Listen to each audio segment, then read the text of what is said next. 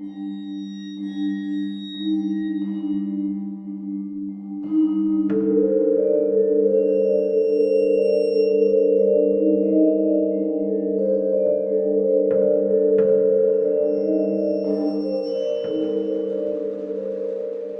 hello, and welcome to Al Dente Rigamortis. I'm Review Cultist. I'm Mikey, the E stands for evil. And I'm the gamer in yellow.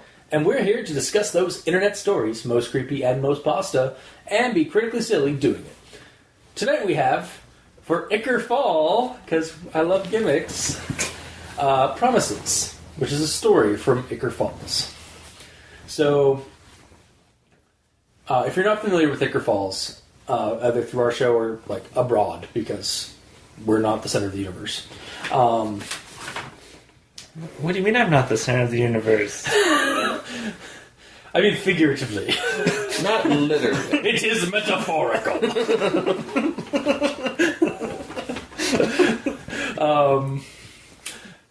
It's written by Kris Straub, who is also responsible for the webcomic series Chainsaw Suit. And he's also, after writing a bunch of the Ichor Falls stories, did another webcomic called Broodhollow, which is Broodhollow in his story, his setting is the sister city to Ichor Falls.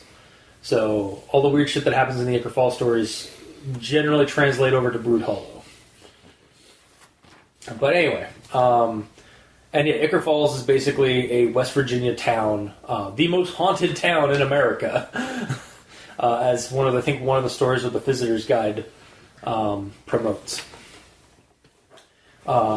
So we'll go into this one then. Promises is about a father talking to his son about. No, Page 20. No, I'm just trying to like recall what like Father is like, son, make sure you hold your promises, and then he's like, there's this one time, yeah, when you're probably too young, but your grandfather got sick. He took a nasty fall and got an infection. Yeah, and then he wasted away in the hospital. Yeah, and like basically goes on these like examples of like keeping your promises, like like your mother's sick, got that illness that people have nowadays in town, keeps her indoors most of the time, but again, a promise is a promise in sickness and in health. And it goes on about like how he's one of the miners at the local mine, and is recalling the time when one of the mine that they weren't supposed to be in, but the foreman made them go in anyway. It collapsed, and the guy had a boulder basically fall on him, and like partially crush him, but he was so willfully strong of will that he had to make it back home and be alive and help his family, that he like pushed himself up from the boulder and continued working and like seeing his family and stuff like that, even though like. Well, I'm sure he got out of the mine first. Well, yeah, he went to a different mine and continued working. Yeah, of course. But he didn't bother going to the hospital because this thing was happening. That he doesn't need to sleep or eat anymore, and he still works the mines to feed for his family, and he visits his family when he can after work, but at night. So because his condition's not that great because of what happened, and. Basically, that's kind of, and then like it kind of ends with that. He mentions he doesn't even need to eat anymore. Yeah, and so like you're sort of like, oh, but then and that's basically where it ends. Like basically, like you gotta keep your promises, like because you don't want to know what happens if you don't keep promises. Pretty much, yeah. It's a very short story. It's like 3 pages, I think. And yeah, that was our butchered version take on the rundown for it, as usual. It's on par for us, yeah. Yeah. So if you couldn't guess, I guess from the rundown, there's something off about him when he gets back, after that boulder crushed him.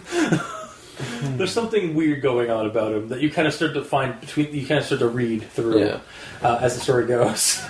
I guess I'll save that for when I get to my actual note on that. So we'll go into grammar inquisitions. I have one. I didn't want to hear I'd died a quarter mile deep in the dark earth. I think it should have her between want and to. Like, I didn't want her to hear I died a quarter mile deep in the dark earth. And this is like right after he's talking about his poor wife.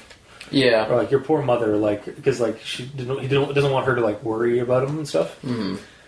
But yeah, for some reason her is not added. It's just like, I didn't want to hear I died. It's like, I don't want to hear I died. I mean, a quarter mile deep in the earth. I mean, like, to be fair, that's true. You don't want to hear that you've died there, but like, yeah. Technically, he has died though. Spoilers. It's pretty obvious as you read the story.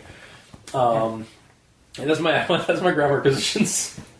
The story. So yeah. I did have to transcribe this, so I tried to copy as many as I could. I should mention most of Ichor Falls stories are on Ichor Falls website. But Ichor Falls, or Promises, is actually one that you can only really get, as far as I could find, in the published visitor's guide to Ichor Falls, which is basically a compilation of all the stories, and then some, I guess.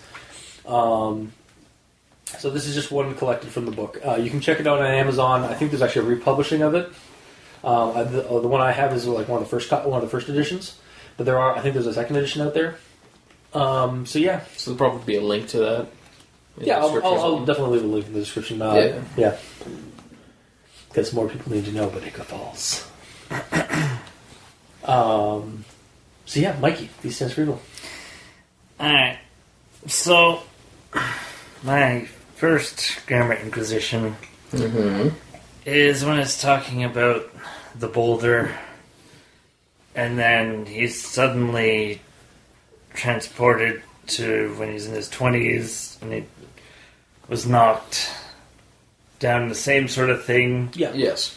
And then it just goes on saying he's pinned and whatnot, and then suddenly but that time it was different, son. It's like, okay, which time is he talking about? I think this is grammar.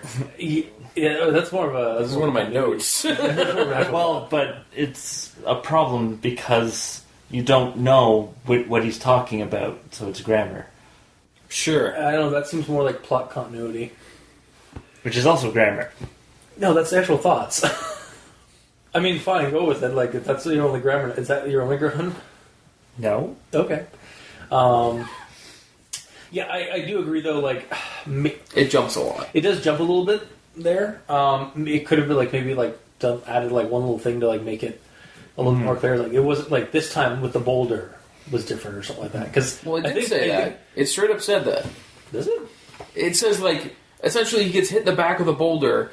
And he's like, but this time wasn't like a time in my 20s when I got hit in the chest with a beam, and these are the effects of that. Like, it clearly says. I got the full quote Cool. here. The first boulder from the ceiling nailed me square in the back, sent me to the dirt floor, pinned me down, and broke ribs. Believe it or not, it wasn't the first time I'd been in that situation. I got hit in the chest by a falling beam in my 20s, knocked me to the ground, and took the wind right out of me. What I remember back then, lying there, waiting for the guys to find me, and was two things. How I was desperate to breathe, but couldn't, and the pounding of my heart, like it was trying to pound right under my chest and run for help on its own. So I lied there, pinned between my shoulder blades to the hard ground, wind knocked down to me, and clawing for breath, scared as all get out. But that time it was different, son. I mean, yeah, I had a clear visual for all same. of that. Well, yeah, I don't. It might just be a human Starfield situation. Maybe, yeah. You know, a different opinion, Yeah. a difference of opinion here. But yeah, like personally, I didn't like. I knew what they were talking about.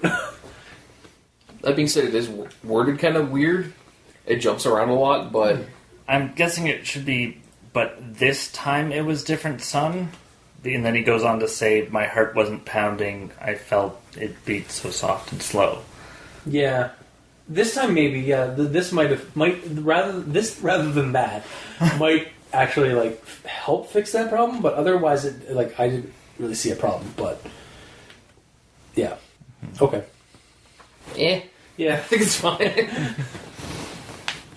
Alright. Then I have a couple sentences beginning with but. Of course. But I saw your faces in my mind. But I didn't see a doctor after the rescue. And then I have a couple sentences that begin with and. And every night since, I lie down next to your mother and listen to her breathing. And I don't mean to have nightmares. I don't mean I have nightmares or toss and turn. And then I have a sentence that begins with because my heart doesn't beat, son. And You missed an and. yeah, at this point I just gave up. It's like there's so many flooding near the end that I just Counterpoint to this. This is technically dialogue. This entire story. technically, but there is a quote. Where? If what I was given was correct.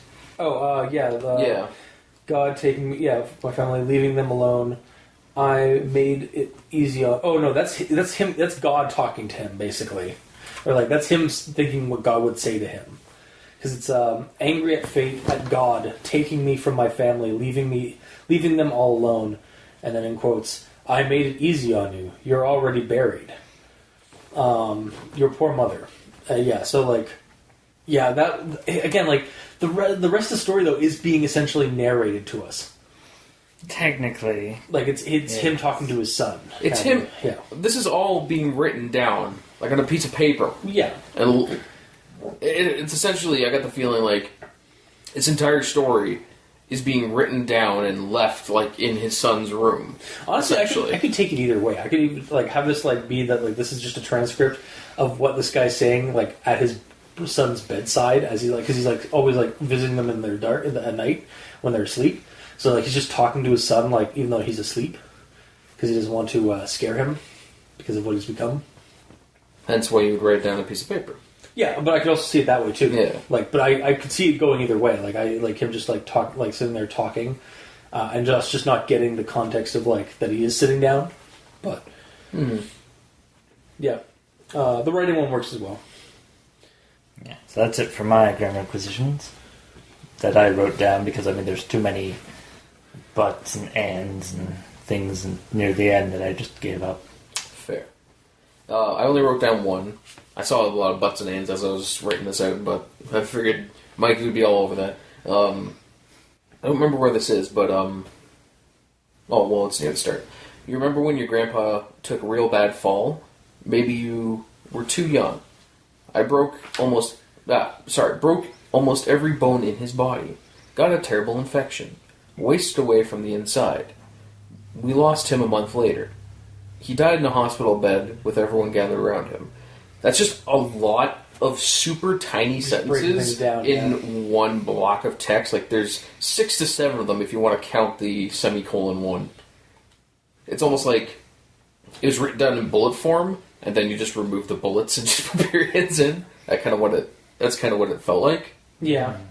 Like, a way to rewrite it is, maybe you were too young, comma, but you remember when your grandpa took a real bad fall? He broke almost every bone in his body. Got a terrible infection, which wasted him away from the inside. Period. We lost him a month later in a hospital bed with everyone gathered around him. So that's 3 sentences instead of 7 to get the same point across. Yeah. But again, this is semi-dialogue-y. Yeah, so he's just doing it in it's basically like the stops are him trying to remember what happened in the story. But I don't know, that's... It's hard to tell because this is like first person perspective storytelling. So like it is kind of it feels like it's a dialogue that he's telling his son. So it's hard to like not give it a pass or give it a pass. I imagined it as like ye olde time and zombie dad or Zad, is sitting down at a table with like a quill and ink, like writing this down kind of deal. Like you can't backspace, so Yeah. it's not a big deal. But then again, that's sort of a cheap way out of just being able to write however you want, essentially. Mm-hmm. Well, apparently, according to the Visitor's Guide portion, a lot of the mining took place during the 1884. Okay. So this could be like a very old, like old-timey, like setting for the story. So That is the kind of feeling I had. But that's the only one. That's the only grammar-related Inquisition I have. okay. Then we just go into actual thoughts. So start off with a quote. I worked the mines. Your mother's nerve disease keeps her at home. A lot of the older folks in this town have it. So I think it's mentioned in the. I'm pretty sure it's mentioned in the Visitors Center bit in the published piece, as well as the site, and also in another story involving a special camera that uses chemical processes from the town. It's just like this whole like the disease that has spread through the town because of a chemical that's in the water. Mm-hmm. And for me, I found it. I just like it. It's just interesting the little sinews of info that are dropped in among the stories of the collection, or of like the Ichor Falls stories as a whole, that don't really get brought up, or you look at if you're just reading one of the stories or like one or two of the stories. Yeah. But if you read them as a whole, like personally, because I've read all spoilers, I've read all of these stories. Like I've read the whole book, yeah, and I've read a few other stories of Ichor Falls. To see where all those little Easter eggs basically are for other stories or for other aspects of the background information. All the things that tie it together. Yeah, it's a little bit of a payoff if you've read all of them. But otherwise, they would kind of be overread or just not sometimes even confusing for readers who are just reading one story. The next one I have is the lengthy quote. And you know what? I don't want to, because this is a gift. I pull double shifts at the mine now. I know you haven't seen a lot of me lately, but to be honest, I'm not looking so good. I don't move as fast as I used to. I kind of have to keep to myself a lot of the time because of what the other guys say. I come home when I know you and your mom are asleep, when it's dark, like it is down there. But I get my work done, punch out, and I know you and your mother can have warm clothes in the winter, a roof that doesn't leak, 3 meals a day. I don't even eat now. Okay, so I have two theories as to what this guy actually is. One, he's a zombie. He's been resurrected, he's been bodily resurrected. Yeah. And is secretly moving about while still doing his job, and that is kind of a stretch, as you have to speculate if the mining company is aware of this or not. And then that adds in a whole conspiracy involving the company using. Yeah, they're fine with him. Yeah. Or alternatively, and this seems more likely, the father is actually a ghost, and he never made it out from under that boulder. But his spirit refuses to rest and accept passing on, and he's living in this ghostly delusion, as ghosts sometimes do in stories. Anyway, not true because it's all fiction, anyways. That he has to keep working to supply for his family, when in truth his family are probably surviving or off of a post-mortem pension or insurance money from the company because they put those guys down there and they died in a mine shaft that wasn't super safe. Mm-hmm. And then after his shift at work is done, he thinks he punches out, and goes home and haunts his home at night to see his family. I can see that. It's a really sad turnaround, yet I recall when I first read this story, a couple of years ago, I did get this sense of foreboding, kind of foreboding a revelation or morbid revelation from this. It was as I'm reading the story, and the ghost idea was the one that was first came to mind. I didn't really think it was a zombie. Mm-hmm. It was oh, that's what's going on. What a morbid revelation! Yeah, kind of. Yeah, I believe there's some information in the lore about the mining operation that killed a bunch of local miners, and given the weirdness and supernatural element of Ichor Falls, It's unsurprising that some of them would be trapped spiritually to the place. Again, a dark yet sad theme of ghost stories in Ichor Falls prevails. They just a lot of these ghost stories from Ichor Falls are just kind of like tragic, or they have tragedies behind them, as well as like being kind of creepy. So, honestly, that's my actual thoughts for this story, plot wise. Okay. To counter yours a little bit, I immediately went with zombie because he specifically says that I'm moving slower now, like his body's degrading. And I don't look as good as I used to, so... Well, I know it, honestly, that's why, the second time around I read it, that's what came to mind. However, also, if you recall, I don't know if you've seen the movie American Werewolf in London. If I have, it's been so long, I don't remember. Where the ghost of the guy's friend gets mauled by the werewolf, but then he starts seeing his ghost friend. Friend is a ghost, and he starts moving a lot. He actually starts moving a lot sluggishly as the movie goes on, and he actually starts decaying. Basically, he's decomposing. His ghost is decomposing as his body decomposes in the ground. Oh. Yeah. That's interesting. So that's kind of what sparked... I think that might have been, an influencer for why I, instantly went to Ghost there initially. But I can definitely, rereading it, I definitely kind of, saw, it would be creepy, or this was actually just, a zombie, moving around in the shadows, working, in different shifts than the living, basically. Mm-hmm. Yeah, he doesn't punch it with the normal people. There's a separate sanction of the SNTF that takes care of supernatural. They've got a headquarters. They've got a mining. They've got a mining. It's the SNWF, the Supernatural Workforce. You see, they handle. Their headquarters. They're actually based out of Elysium, the Elysium district in Ichor Falls. Yeah, sure, why not? Fuck it. Yeah. So, continuing on with the beginning of your quote, which, to me, it doesn't need to be there so much. I can't explain it, and you know what? I don't want to, because this is a gift. If you're not going to explain it anyway, why put that in there? Why put what there? I can't explain it. Yeah, no, his consciousness doesn't understand what's happening, but he's cool with it. Yeah, he does. It's I don't it's I don't know how computer works, but I don't it sound to me that sounded like perfectly fine dialogue for the or this part of this narrative, because he's explaining himself the whole time. He's never not explained himself, tried to explain himself in this, and then he just can't, because he can't wrap his head around why he's still moving, why he's still going on.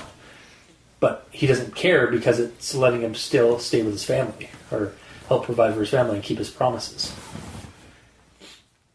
Yeah, well, it seems like the author didn't want to explain whether it was a ghost or zombie. So. Okay. Because the character didn't want to say what he was? Yeah. No, he's not trying to describe... the character himself is not trying to describe what he's become. He's just talking to his son, saying, I'm quote-unquote okay with what's going on. This is what I'm... This is how I'm, moving around. This is how I'm, I exist now. And he's also writing I don't know what I am. He's also writing this down, or talking to his son while he's sleeping or whatever. Either way, he's not seeing them in the daylight because he doesn't want them to know what he is. So why would he tell them what he is?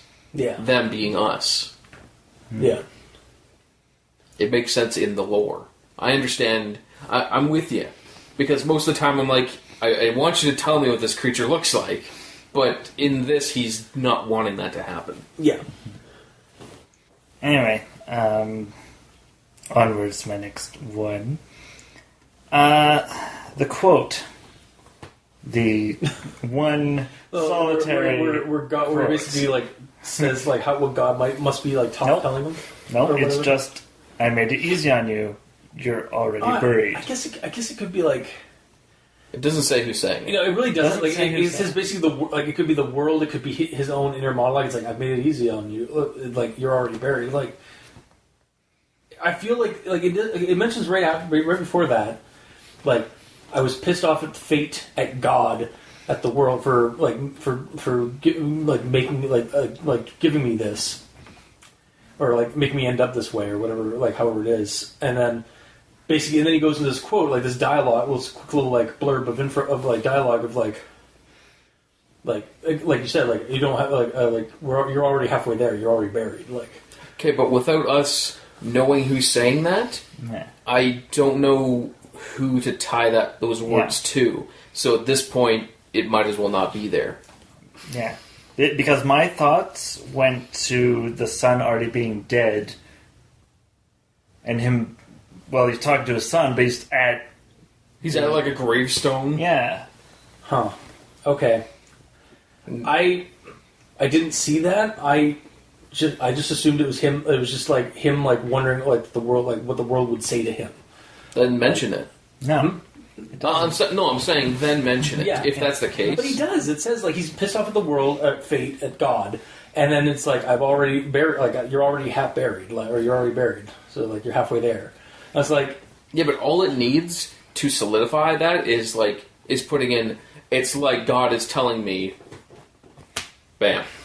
All right, It's like God is telling me. Agree to disagree, man. Because that's I honestly don't think that's how it should. I think it's fine the way it is. I don't know. Okay, It's weird. yeah, fair. And what promises do you need to make to become a zombie? Why? Why do you want to know, Mr. Evil? Well, no, like the whole he's like he doesn't want to lose his he doesn't want to break his promises. So he's like his force of will is what's resurrected him, and also maybe the supernatural element that is Ichor Falls. Or again, it's actually not a zombie; he's just a spirit that won't move on. Another issue I had is that marriage is not a promise. So when he's talking, it makes things difficult, but when I feel it getting to me, I look at the ring on my left hand. In sickness and in health is what I swore. I'm scared to think what would happen to her if she lost me. So, marriage is a legally binding contract. Oh my god.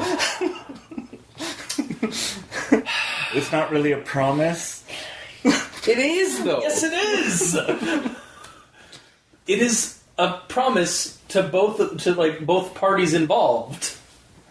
In sickness and in health. It is a legally binding promise. Yeah, exactly.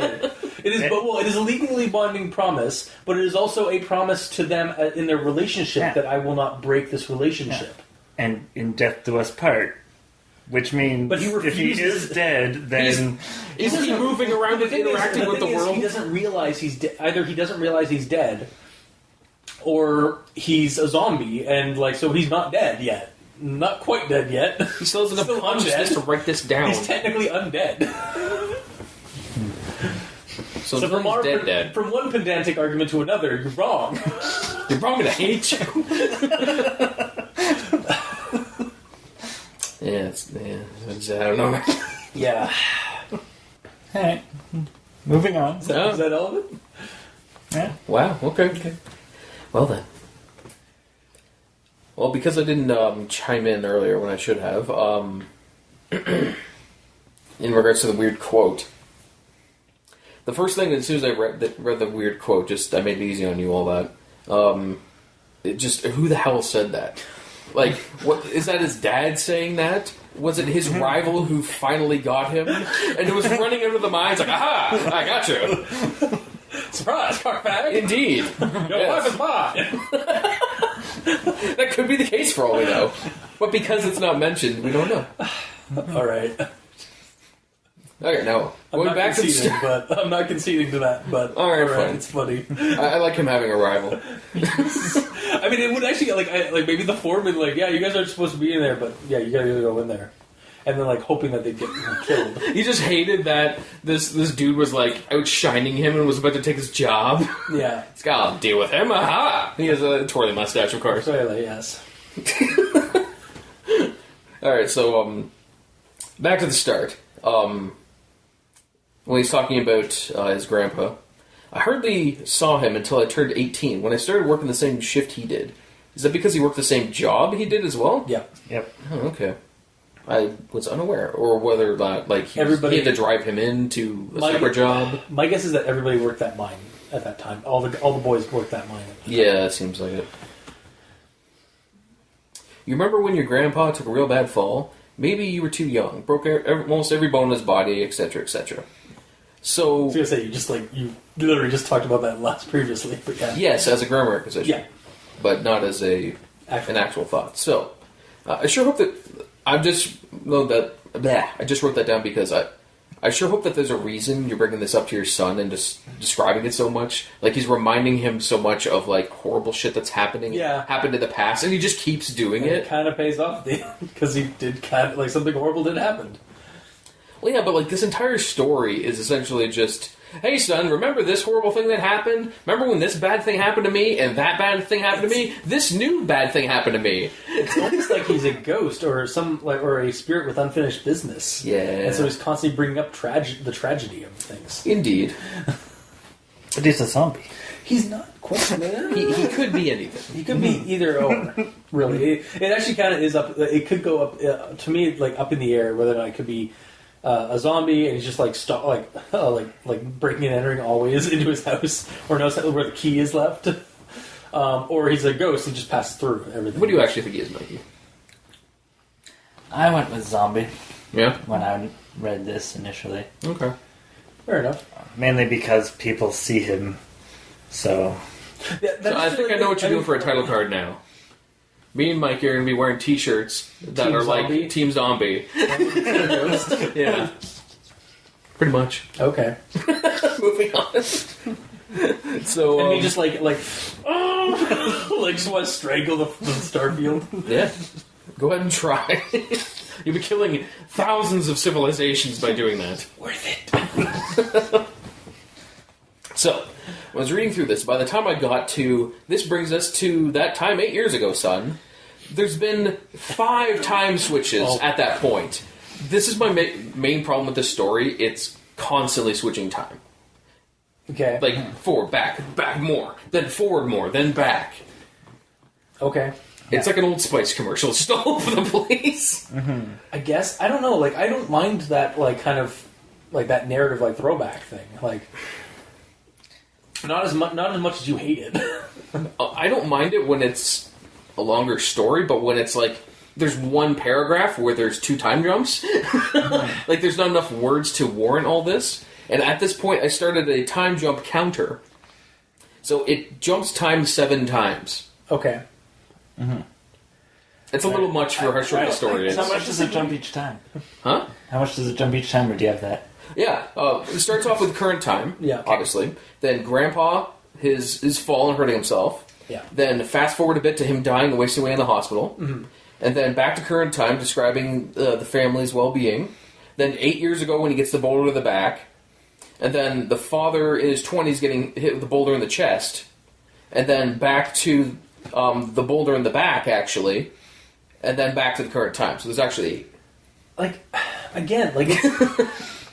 What's wrong with that? Like he's explaining to his son the importance of keeping a promise, and then he talks about the mind stuff about from his grandfather's, and then his grandfather died.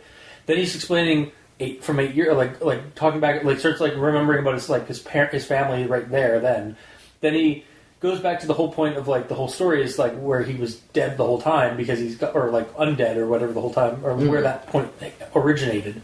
Because he's been apparently doing this for 8 years. So like it's just he's just calling back, like recalling other recalling the relevant periods of time where all this coalesced. I know. It's just it's so frequent. That's my only problem. Okay. It's such a short story and it's constantly doing it. I don't hate it for it because we are getting more information about it, about the history and all that. It's kind of information barf. Like there's just so much data to process in a short amount of time, essentially. I guess. All right. It's like my problem with most short stories. I would rather them be longer, so it has more time to sink in and all that. You know, I don't hate it for it, but yeah. Okay. It's just something I wanted to have a counter for because for reasons. Yeah. Okay, fair enough. So, the next part about the dad being sent into the mines when they weren't cleared to. That brings us to that time 8 years ago, son. You remember how worried you and your mother were? So, are you trying to... At this point, my first thought of all this is, are you trying to consolidate all of your family's tragic stories into one message to depress your son? Yes. That's what it really felt like at that point. And then when he's pinned by his back, after a few seconds, the ground wasn't shaking anymore. Everything stood still and quiet. The only sound, the muffled shouts of men in the other corridors. I couldn't feel my heart beating. I was so afraid. I was so dead. Like, actually dead. I'm a zombie, and I'm writing this, as my heart has clearly stopped just then. That's why I haven't been home. The people of this town have been haunting me for months now. Anyways. Yeah. Yeah, that was the point when his heart stopped. I was like, oh, he's Yeah. That's a problem. Yeah, but that's the dread that the story, like, that's right at that point is when the creepiness drops. Yes, and I like that. Yeah, okay. Cool. My notes aren't all, I hate this, I hate that, I hate Sorry, that. it just seems sometimes that, like, the way your reflection on it comes to me, it, like, seems like you're just like this is negative, even though you think this is a positive. But, like, I don't know. That's fair. I was just saying, like, at that point, like, oh yeah, okay, he's dead. Oh yeah, fair. And then I wrote down a silly way that he could have continued it to make it silly and not creepy. You're welcome. I got you. Right. Anyway, then we get to when he's trying to push the boulder off his back. I plant my hands on the ground and push in front of me, push, all that good stuff to get the boulder off his back, doing the biggest push-up ever, right? Yeah.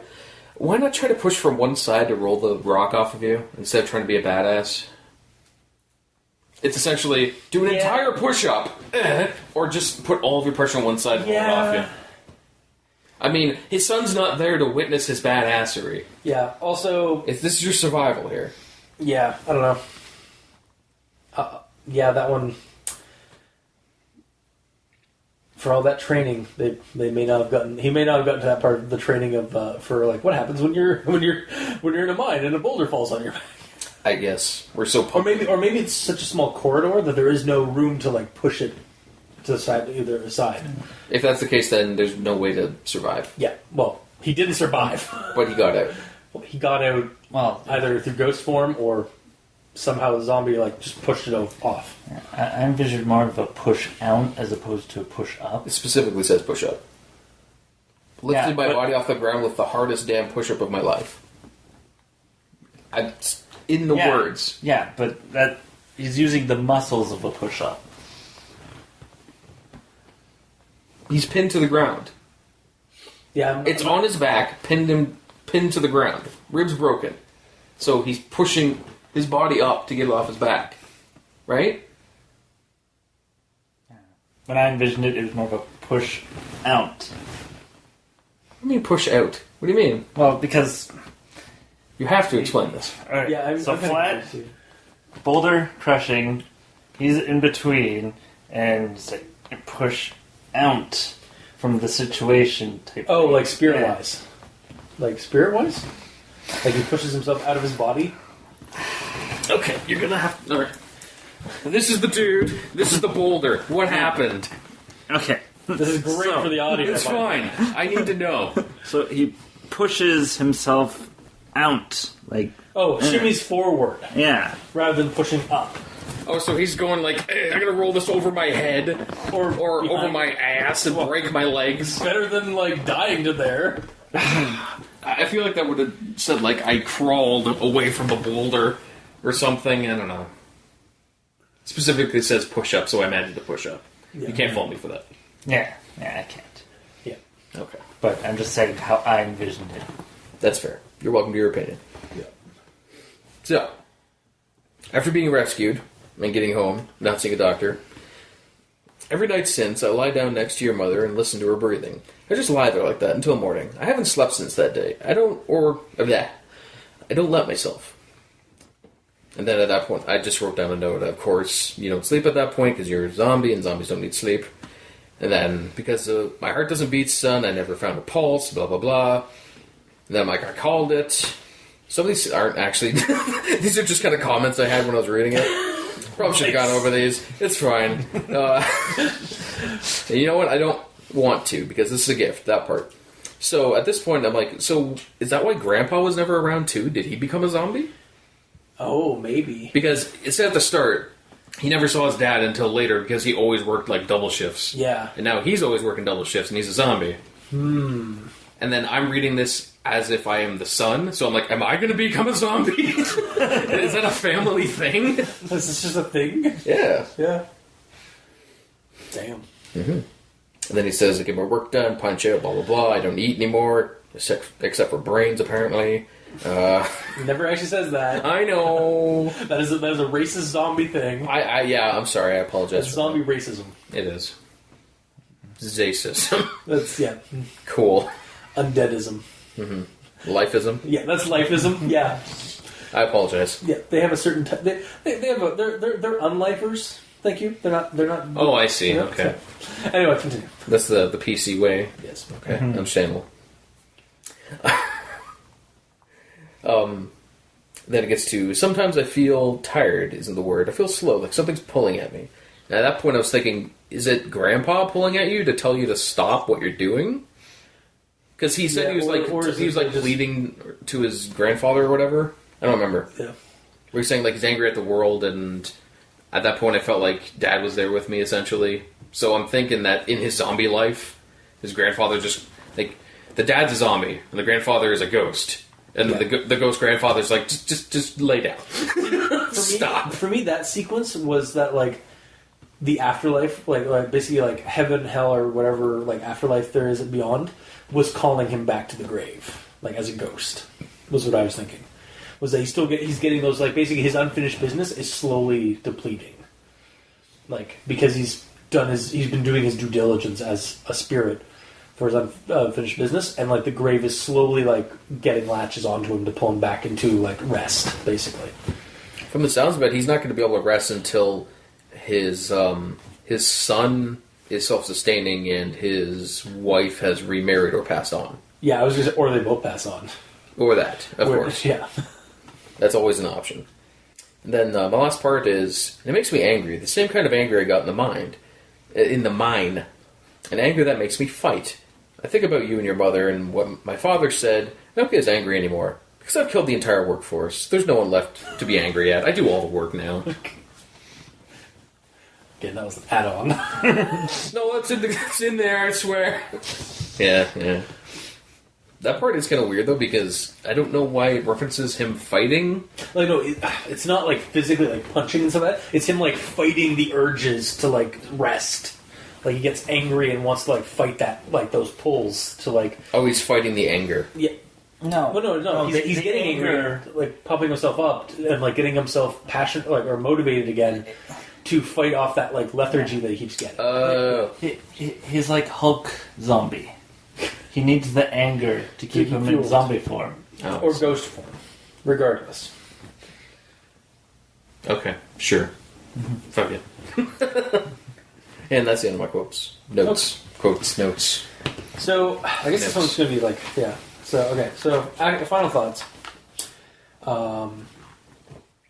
Honestly, personally, this is a simple little ghost story with a nice turn at the end that is both sad and creepy to me, like when I read it. So I'd recommend. I liked the story. It's an interesting story. I give it a 75% recommendation. Okay. Oh, shit. That was quick. I had time to take a drink. Nice. With my nondescript yellow beverage. You might want to call it orange. It's a yellowy orange. It doesn't matter. I'm just going to edit all this chunk out. No, this is important. So, the things that annoy me with the story weren't enough to stop me from enjoying the story. Mm-hmm. And I was wondering, going through it, like, when this was going to get creepy at all. Because it took a long time, but I didn't mind the build-up of, like, before shit got real. Before like, oh, he's undead. Before, like, oh, right, this is Nick or False kind of deal. Yeah. So, but I liked it. All the visuals were pretty clear to me, except for the random God voice, which may have been his dad saying it. It might just been like a voice, like just like, you know how like you think of like what other people are going to say to you or something like that. Like it's that kind of that's what I was kept like thinking it was. That's just that one thing that I wish there was a descriptor for. All right. Everything else I was fine with. So overall, I'd recommend it. It's short. It was fun. Yeah. And yeah, Okay. it throws a lot of lore at you, which is good if you can accept all that lore that quickly. Yeah. As long as you can clearly distinguish the time jumps and keep it all straight, then you're good. Cool. So I liked it. Awesome. All right. Well, I guess that was this week's episode of Al Dente Rigor Mortis. Ichor Fall. We're going to be continuing Ichor Fall for most of autumn. For fall. Yeah. We're basically going to be tackling most of the bulk of the Ichor Fall stories this year because we haven't really been doing it, even though it was supposed to be like an annual thing. We really didn't do it. Oh, was it? Yeah, we never really... I thought this was a new thing. No, this like... Well, you guys... Okay, so a little bit of thing also before we end off. Because you guys have been doing the Patreon episodes, like, of catching up on the older stories. Yes. Yeah, that original Ichor Fall stories was supposed to be... I originally wanted to do, like, kind of a Ichor Fall, like, segment every September or, like, October area time. Yeah. And it never happened, really, because... Reasons. Plans change, schedules or ideas change, and so that. Mm-hmm. But I kind of felt I always like wanted to go back to the stories we didn't do of Ichor Falls. So now we are. Yeah. So yeah, and hopefully by the end, that last story will be sufficient enough to kind of give you guys the overarching powers that be of Ichor Falls. Yeah, like I don't know how this is connected to like Curious Little Thing and such. Okay, I will. We'll see. Now that I've because I'm the one that edits those ones, so like those episodes that you guys have, like mentioned those questions on. I'm going to let you guys know right now. You're not going to get like definite connections. It's more of like an overarching connection, like where the supernatural source comes from. That's that fine. Ichor Falls. So that's fine. That's all I need. Okay, cool.